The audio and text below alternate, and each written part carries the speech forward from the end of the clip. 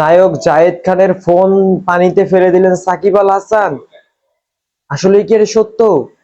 চলুন আমরা দেখে আসি, আসলে কি পানিতে ফেলে দিয়েছেন নায়ক জায়েদের ফোন, তিনি পানিতে ফেলে দিয়েছেন?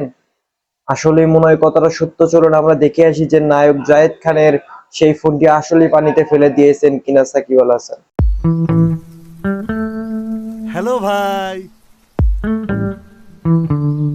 ভাই চিনছেন আমারে? না। আরে ছোটবেলায় গলিতে গলিতে কত ক্রিকেট খেলছি একসঙ্গে। আপনার বলে ছক্কা মাইরা তক্তা বানাই দিছি। কবে?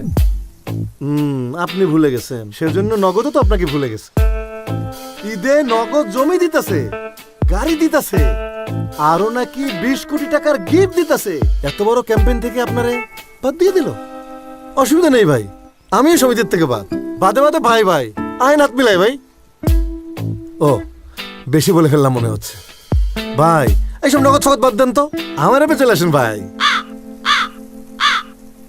ভাই ভাই ভাই চলেই তো যাবেন, আসেন একটা সেলফি তুলি। ভাই ভাই গোল্ডের ফোন দেখেন, ধরেন ভাই একটু পোজ দি ভাই, পোজ। হ্যাঁ ভাই এই এই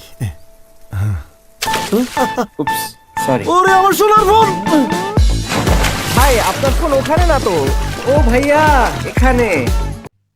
আসলে এটাও ছিল একটা অ্যাড, এটা ছিল একটা তার বিজ্ঞাপন। এই বিজ্ঞাপন তিনি এটা করেছেন, এটা আসলে তার একটা বিজ্ঞাপন ছিল।